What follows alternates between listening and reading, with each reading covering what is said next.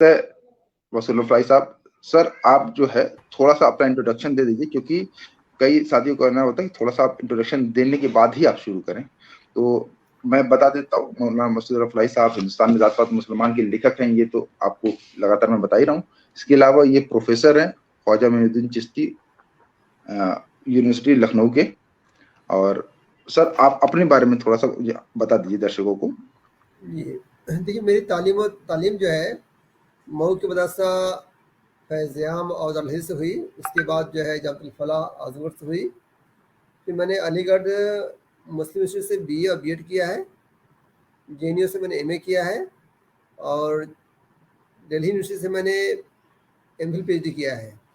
इस वक्त मैं ख्वाजा मोइनुद्दीन चिश्ती लखनऊ यूनिवर्सिटी में हेड डिपार्टमेंट ऑफ अरबिक हूँ, dean faculty of arts and humanities हूँ, dean faculty of legal studies हूँ और इससे पहले मैं वाइस चांसलर भी रहा हूँ। गवर्नर मैडम ने मुझे अपॉइंट किया था। कि मौलाना सैयद हुसैन अहमद मदनी ये कौन थे, इनके थोड़ा सा बैकग्राउंड बता दीजिए ताकि जो आम दर्शक है उनको समझ जो है दारुल देवबंद के सदर मुदर्रिस थे और जो है फ्रीडम स्ट्रगल मतलब जो भारत का जो स्वराज हुआ, जो भारत का आज़ादी मिली, इसमें इनका बहुत बड़ा रोल था और ये उसमें जेल भी गए हैं। मौलाना महमूद हसन देवबंदी के साथ इनके उस्ताद थे। ये लोग वहाँ भी मक्का भी गए थे। वहाँ के जो शरीफ मक्का हैं या फिर जो उस्मानी खिलाफत है उनसे जो है मदद मांगने के लिए कि अब हमें मदद की ताकि हम अंग्रेज़ों के खिलाफ लड़ सकें। तो शरीफ मक्का जो हज़रत हसन रज़ियल्लाहु अन्हु के ख़ानदान से माने जाते हैं, उसने इनको अरेस्ट करवा दिया और जेल भेज दिया था। बहुत इनका जो इनकी किताब है रेशमी रुमाल, इसमें बहुत इस रेशमी रुमाल की किताब ही नाम ही तहरीक थी एक, जिसमें देवबंद के लोग या उलमा किराम जो है शामिल थे मुल्क की आज़ादी के लिए और अपने लेटर को खुफिया रखने के लिए लोग जो है रुमाल पे रेशम का एक कपड़ा होता था उस पर लिख के भेजते थे। तो उसी से नाम पड़ गया तहरीक रेशमी रुमाल। मौलाना हुसैन मदनी रहमतुल्लाह अलैह और मौलाना महमूद हसन देवबंदी बहुत आगे थे इसमें इस तहरीक में। और एक किताब है असीरान माल्टा, जिसमें जो है मौलाना हसन मदनी और महमूद हसन देवबंदी जो है महमूद हसन साहब जो है हाँ कलमा यही नाम है, महमूद हसन देवबंदी साहब जो है जेल गए थे और अंग्रेज़ों ने इनको बहुत दिक्कत रखा। फिर काला पानी में इनको भेजा गया था। तो इनकी बड़ी अहमियत है। लेकिन एक दूसरा मसला ये रहा कि बेचारे जो है इनको जो है जो सैयद लोग थे इनको कभी सैयद एक्सेप्ट नहीं किया। इनको हमेशा इनको जो जुलाहा और फलाफला कहते थे। अच्छा, मैं एक चीज सर इसमें एक चीज जोड़ दूं। अभी ट्विटर पे कुछ साथियों ने टैग किया मुझे मौलाना के एक कोटेशन के साथ कि कोई मुझे सैयद ना कहे, इस्लाम में कोई बड़ा और छोटा नहीं है। तो मैं फिर आपकी किताब पढ़ा था तो मुझे ये समझ में आया कि क्योंकि उस दौरान सैयद होने पर भी इनके जाति के ऊपर जो है एक आरोप था कि तुम सैयद हो ही नहीं, है ना। इनकी किताब है नक्शा हयात, इनकी सवान उम्री है ऑटोबायोग्राफी। उसमें लिखा उन्होंने कि लोगों को शक था कि मैं सैयद हूँ नहीं हूँ। तो मेरे वालिद को ख्वाब में हज़रत हुसैन आए, वो जा रहे थे जिहाद के लिए। उन्होंने कहा कि तुम घर आओ नहीं, तुम मेरे बेटे हो। फिर एक बुजुर्ग ख्वाब में आया, उन्होंने कहा कि जो है एक साहब के ख्वाब में आए कि भाई ये जो मौलाना के जो वालिद साहब थे जो आयमा में पढ़ाते थे, कहा भाई कि इनके बारे कहा भाई ये जो है जुलाहा नहीं सैयदज़ादा है। और तब लोग गिरा बदल गई। फिर जो है एक ख्वाब देखा इनके वालिद ने कि मैं देख रहा हूँ कि हज़रत फातिमा एक तालाब के उस पार है और मैं इस पार हूँ और मैं उस पार जाने की कोशिश कर रहा हूँ। हज़रत फातिमा जो है चरखा काट रही हैं। तो जब मदीना पहुँच गए, मतलब मदनी इसलिए कहा जाता है कि ये लोग जो है हिजरत मदीना गए थे। ये मतलब उस दौर में वीज़ा पासपोर्ट मसला नहीं था, तो वहाँ जाके बस गए थे, फिर वहाँ यहाँ लौट के आए थे। तो हुसैन ने कहा कि देखिए पहले हज़रत फातिमा जो है आपके रिश्ते के लिहाज से माही हैं, मतलब दादी लगती तो माही कहलाएगी वो। तो आप पहले समुद्र के उस पार थे, इंडिया में थे, आप इस पार आ गए, तो काबिल पूरी हो गई। इस तरह से जो है ये है कि मतलब उनके बारे में काफ़ी इख्तलाफात पाया जाता है। और अच्छा, ये सर ये अशराफों को ख्वाब आ जाता है, ये सैयद हो जाते हैं रातों रात। हकीकत अल्लाह जानता है, लेकिन जो ये हकीकत है कि उस दौर में किसी भी लो कास्ट मुस्लिम्स को वहाँ के जो मुस्लिम लीगी थे एक्सेप्ट नहीं कर सकते थे। इसलिए मैं बयान करता, एक जो है मुस्लिम लीग था वो उन पर कहा करता था। मैं बता दूं, एक क्या नाम है, एक वो थी सहारनपुर में एक मुस्लिम लीग के मेंबर से कहा गया इनके बारे में कि जुलाहा क्या जाने सियासत। तो मुस्लिम लीग ने कभी इनको जो है एक्सेप्ट नहीं किया। मुस्लिम लीगियों ने कभी भी इनको जो है सैयद एक्सेप्ट नहीं किया। अच्छा सर, मैं यहाँ पे एक बात और पूछना चाह रहा था कि हम्म, कहीं यही वजह तो नहीं रही कि मदनी साहब जो है हिंदुस्तान कांग्रेसियों के साथ ज्यादा जुड़ गए मुस्लिम लीगियों के खिलाफ? क्योंकि सर एक चीज मैं ये बात कह रहा हूं कि इकबाल जो थे लगातार इन पर या इनके जो साथ के और लोगों पर तनकीद कर देते थे। जो उनका शेर है ना कि देखिए इजाजत। हाँ, नादान ये समझता है कि इस्लाम है आजाद। तो इकबाल लगातार इनको जो काउंटर भी कर रहे थे। तो मैं ये समझना चाह रहा हूं कि कहीं यही वजह तो नहीं थी क्योंकि इनको सैयद नहीं माना जा रहा था, इनको नीच समझा जा रहा था। तो ये जो है मुस्लिम लीगियों, क्योंकि मुस्लिम लीग पूरी अशराफों की पार्टी रही है, तो ये लोग क्या किए कि ये कांग्रेसियों से मिलकर अपनी इज्जत बढ़ाना चाहे। ऐसा तो नहीं रहा होगा? ये मैं मिसाल दे रहा हूँ। हाँ। देखिए एक है ये आ, Ali Anwar advocate civil court Saharanpur ने अपने एक लेख में लिखा है, लेटर में, शेखुल इस्लाम मौलवी हुसैन अहमद मदनी को मुस्लिम लीगी लीडर खुल्ला कहते थे। टाडा का जुलाहा सियासत क्या जाने। राकिम ने खुद इस्लामिया इंटर कॉलेज सहारनपुर में अक्टूबर 1945 में मुस्लिम लीग की जलसा में मुस्लिम लीगी लीडर शाह नज़र हुसैन मरहूम की ज़ुबान से ये अल्फाज सुने। कौमी आवाज़ 20 अप्रैल 2006। ये जो है आपका, ये उन्होंने लिखा है, जिन्होंने खुद सुना था। तो देखिए उस दौर में और आज भी देखिए वही हाल है कि जो सो कल पसमादा बिरादरियाँ हैं उनको वो मुकाम नहीं हासिल होने दिया जाता है जो सो कल अशराफ मिल जाता है। तो हालात रहे होंगे। और मेरी बात हुई लोगों से, तो लोगों ने कहा कि भाई देखिए मजबूरियाँ रही होंगी, अगर ऐसा नहीं होता, अपने से नहीं कहते, दीवान के मुकाम पर नहीं पहुँच सकते थे वो, और सियासत में इनके अब इतना कद नहीं हो सकता था।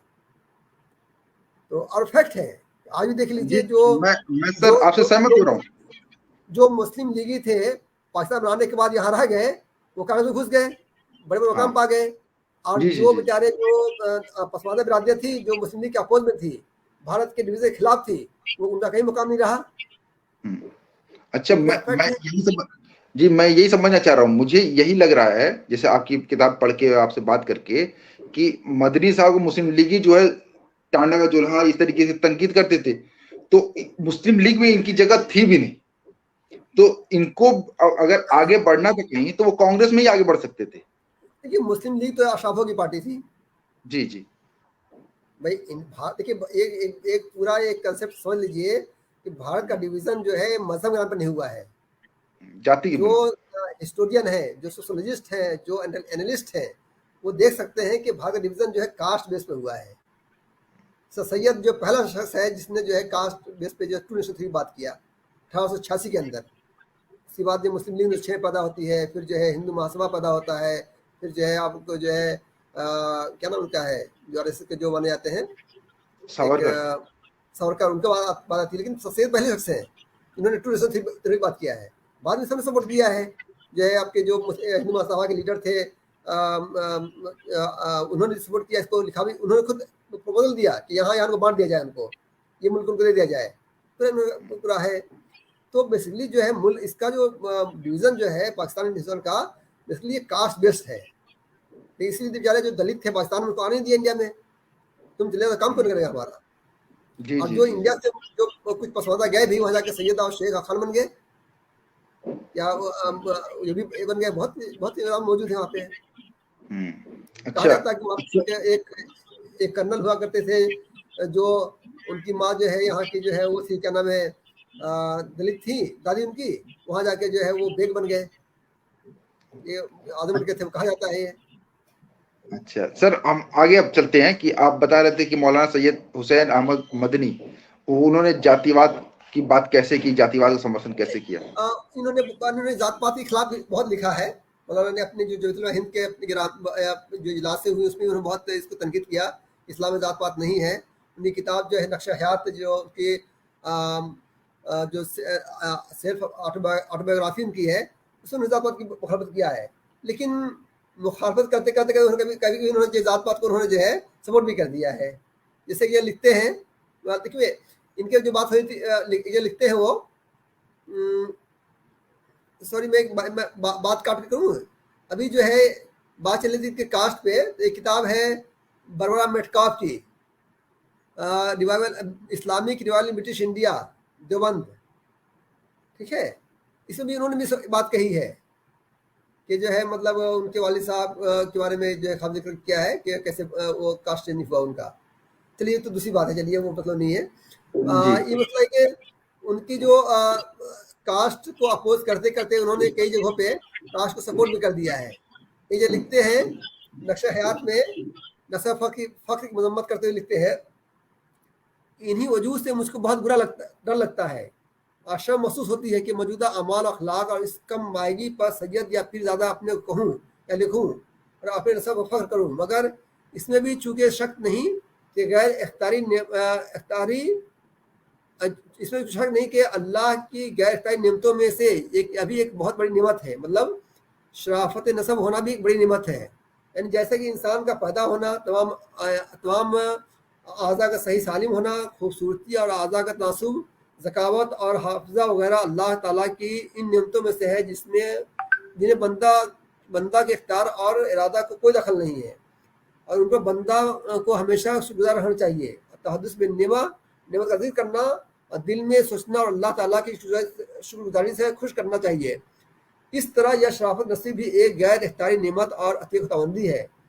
इस पर शुक्रगुजार करना और अल्लाह ताला के हुक्म के नेमत को बयान करो ज़रूरी है।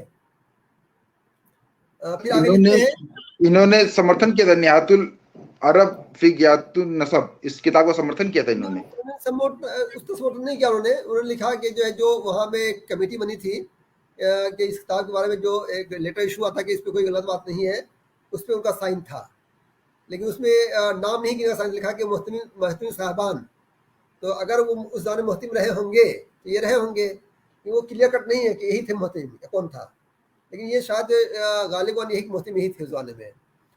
फिर आगे इस किताब में लिखते हैं, शरीफ ख़ानदानों का फ़र्ज़ अकमल यह था कि वो मैदान इल्म अमल में बहुत ज़्यादा जद्दोजहद करें ताकि उनका ज़ाती जौहर जंग खाकर फिना ना हो जाए। ये किताब है नक्शा हयात, उसमें है चीज़ें। देखिए मौलाना जो है जगह जगह शराफत नस्बी, शरीफ ख़ानदान, रज़ालत नसब, रज़ील ख़ानदान का अल्फाज इस्तेमाल करते हैं। उस दौर में आम बात थी कि बहुत आम तौर पर इस्तेमाल होता था ये रज़ील, शरीफ, ठीक है।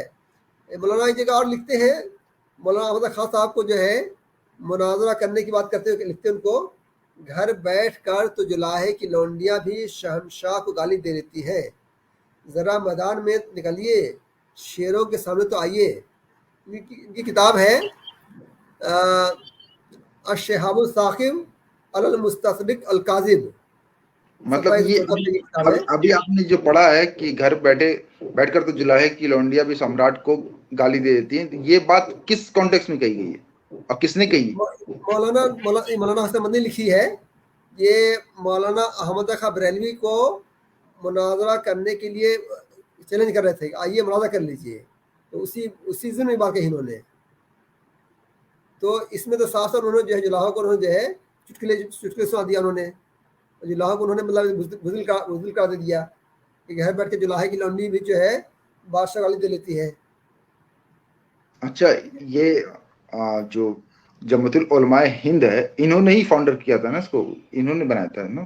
नहीं, जमतुल हिंद वो अलग से बहुत से उलमा थे इसमें। अच्छा। उसके पहले सदर जो है कुछ आलिम थे। अलजमिया एक अखबार निकलता है लोग उसमें, हाँ थे इसमें। आजकल जो जमतुल हिंद है उसी का पोर्शन है।